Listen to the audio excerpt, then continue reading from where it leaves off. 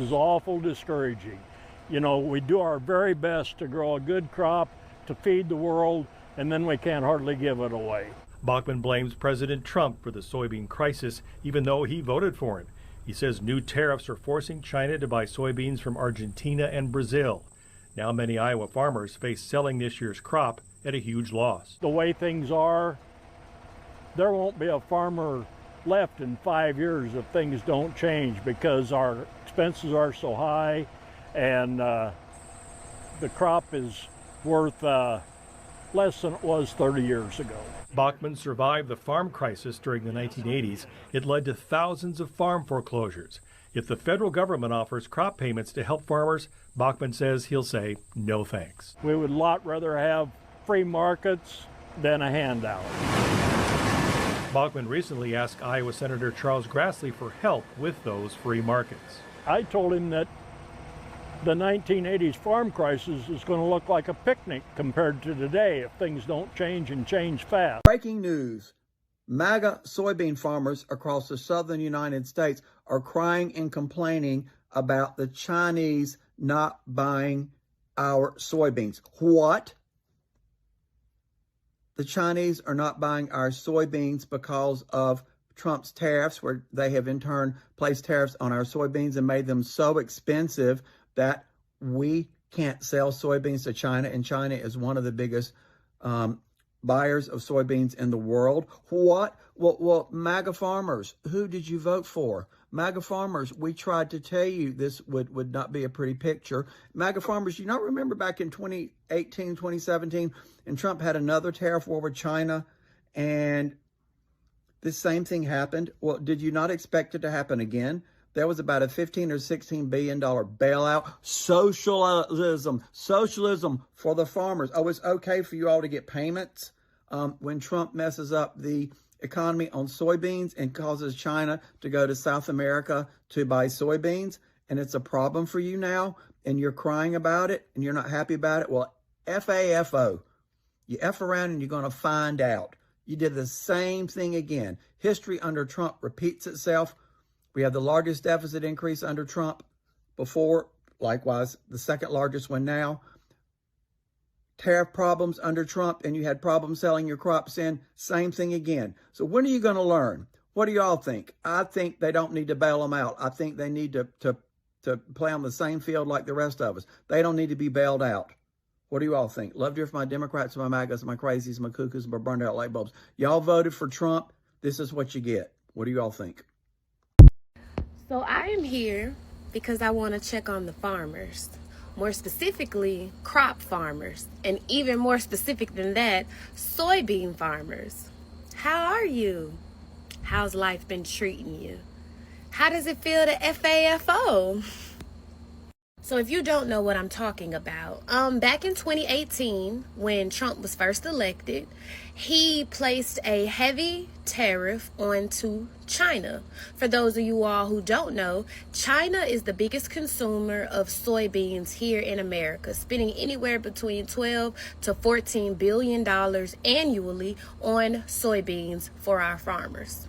Well, in 2018, when he slapped that huge tariff onto China, they stopped buying soybeans from farmers, causing many farmers to have to get rid of their surplus, because since it was not being outsourced to China, it basically was rotting away in silos. So because of this, China started buying its soybeans from Brazil and Argentina, no longer needing the American farmers. So they cut out buying soybeans from us about 17%. Farmers lost billions. Trump had to come back and give, I think, a $12 billion bailout just to keep farmers from going under, right? Now, you'd have thought they'd have learned their lesson back when he was running again, right? Wrong. Again, farmers heavily voted for Donald Trump, saying that, no one needed handouts and living off the government was socialism. How ironic. All right, now, if you're still following me, you know how this story is going to go. 2025 comes, farmers elect him into office, he puts tariffs on China again, and guess what? China is no longer buying soybeans from soy farmers again. So now, because China is getting majority of their soybeans from Brazil and Argentina now, there is no need for American farmers. So guess who is back trying to rally for a bailout because the idiot in chief has screwed them over again. To add insult to injury, Donald Trump negotiated a deal with China. You know, in order for America to keep TikTok, America is going to pretty much own the algorithm. You know, it's a whole bunch of Jews who own the app, part of the app now, whatever. But guess who he did not negotiate for? You guessed it, soybean farmers. I love when a FAFO comes together. Happy Saturday. Oh boy, let's talk about how Trump is screwing the farmers. I have a lot of soybean farmers who are my clients, and this is really bad news. Caleb Ragland, who's the president of the American Soybean Association, he said farmers are heading into a harvest season without a single order from China. 25% of soybean farmers' crops are usually sold to China. The prices of soybeans are down 40% because of what's happening under the Trump administration, and production costs are rising. I'm tying in the Trump administration to this. This Soybean Association president is still speaking up Donald Trump. 500,000 soybean growers in the United States exist and are being severely impacted by this. They're having to now rely on loans to get them through the season. There are 231,000 jobs associated with soybean farming, harvesting, transportation, storage, you name it. And he says the impact on the local rural community that depends on the farmer is going to be severely impacted. South American farmers, soybean farmers, are filling the gap. China is just hop-skipping over the United States, and countries like Brazil have got it completely covered. No wonder Trump is attacking some of these other countries south of us. But then he went on to reiterate that Donald Trump loves farmers and that he supports Trump. And he says that the Trump administration told him to tell the farmers to be patient. I just want to explain what the soybean farmers are looking at. Harvest season is right around the corner. Imagine that there's a machine manufacturer that is on the brink of bankruptcy, and they've got a whopping $50,000 in the bank. And they've got to make a decision. Do we keep hiring people to build this one machine in hopes that we can sell it and make that money back? Do we drain that $50,000 and go into debt, hiring employees, purchasing materials to make it happen, run our facility to make that machine, pay for transportation costs to ship it out in the hopes that we'll have a customer for it? That's what they're facing. They've got to hire H-2A workers, those nasty, nasty brown-skinned people. And I'm being very sarcastic. That's how MAGA looks at them. There's truck drivers that haul the soy. There's storage facilities with silos that store them. The farmer pays to have them stored. They're going to tell them we have no room because we're storing 10,000 other farmers' soy products that are not being sold anywhere. Like, this is so fucking devastating. And when I saw that farmer in, I believe, Arkansas, crying, this is a grown-ass man with gray hair. Donald Trump, we love you. We need your help. This is what MAGA doesn't get. Don't leave a seat at the table expecting Donald Trump to come sit down and talk to farmers. He will only sit at the tables that have billionaires and Project 2025 folks. He's only focused on their agenda. And the Project 2025 agenda includes changing the American farming industry that's going to fucking screw every American farmer.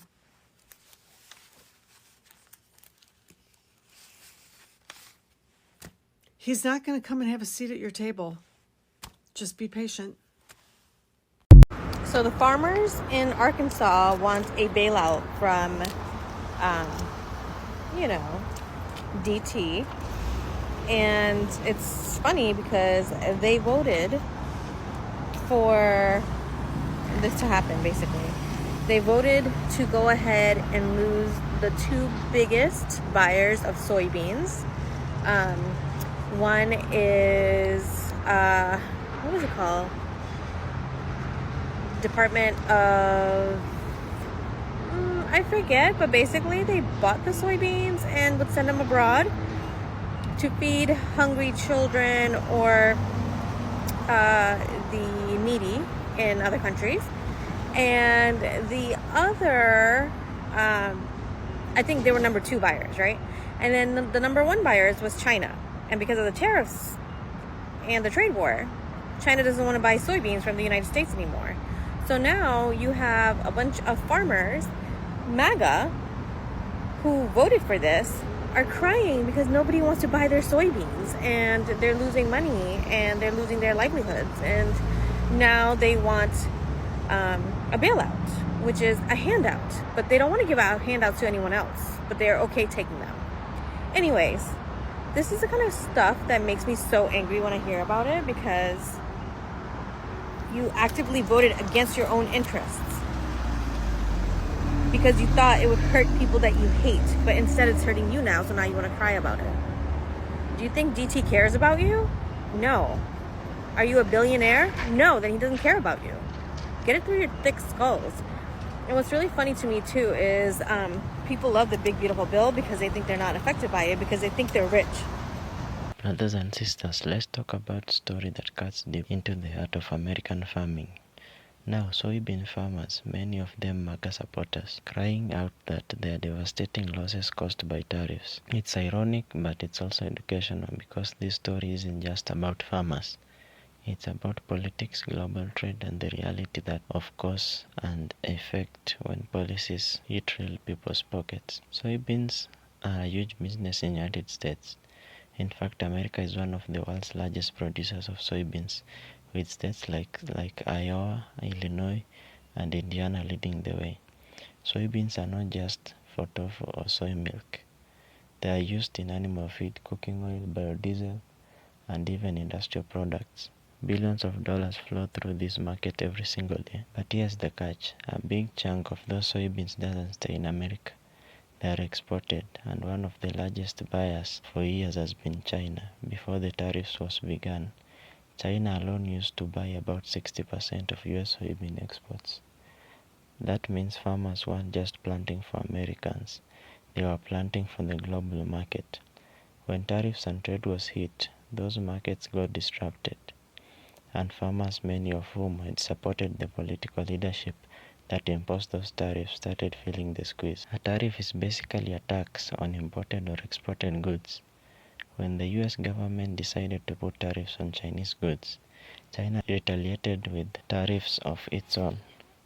The product China targeted is US soybeans. Almost overnight, China cut back massively on buying American soybeans. They turned to Brazil, Argentina, and other suppliers. This shift left US farmers with millions of bushels of soybeans piling up in silos, with no buyers. Prices plummeted. Farmers who had already invested heavily in planting machinery and loans suddenly found themselves underwater. Here's where the irony kicks in. Many soybean farmers were strong supporters of the very administration that launched the tariff war. They wore the hats, they rallied for the promises of putting America first, and they believed that tariffs would pressure China to bow down. But farming doesn't work on political timelines. You can't just store soybeans forever and wait for negotiations. Crops rot, debts grow, and bills don't pause. So while politicians in Washington talk strategy, farmers on the ground were losing everything. For many of them, the promised short-term pain for long-term gain turned into long-term losses with no recovery in sight. The global soybean market moved on. Once China established Brazil as the main supplier, American farmers lost not just a buyer, but an entire trade relationship. To cushion the blow, the US government rolled out billions in farm aid packages, essentially paying farmers for their losses. On paper, it looked like support, but let's be real. That money didn't solve the problem. Farmers don't want handouts. They want markets. They want stable buyers who will pay fair prices. Aid checks might have kept some farms afloat temporarily, but they couldn't replace the long-term trade relationship that tariffs had destroyed. What's more, smaller farmers often don't benefit as much as the agricultural corporations, who are better positioned to navigate the bailout system. So in the end, the little guy, the family farmer, was hit the hardest. So what's the takeaway here? Policies have consequences, and those consequences don't care who you voted for. Tariffs were sold as a way to protect American workers and industries, but for soybean farmers, they became a nightmare. It's a reminder that global trade isn't something you can switch on and off like a light. Once markets shift, it can take years or decades to rebuild those trade ties, and sometimes they never come back. For MAGA soybean farmers, this was a tough pill to swallow. They learned the hard way that blind loyalty to political slogans doesn't pay the bills. Crops don't grow on promises, and barns don't fill with hope. At the end of the day, markets matter more than politics. Brothers and sisters, this story isn't about shaming farmers. It's about understanding how decisions made in Washington ripple across America, from Wall Street to the heartland. It's about how political moves can unintentionally hurt the very people they were supposed to protect. Now, soybean farmers crying about tariff losses is more than just a headline. It's a warning, a reminder that policies must be grounded in reality, not just politics. And it's a call for all of us, whether farmers or workers or voters, to look beyond slogans and think about the long-term consequences of the choices we support. Because at the end of the day, the land, the crops, and the economy will always tell the truth. Thanks for watching, and kindly consider subscribing, comment, like, and share this video. See you in the next episode. Goodbye.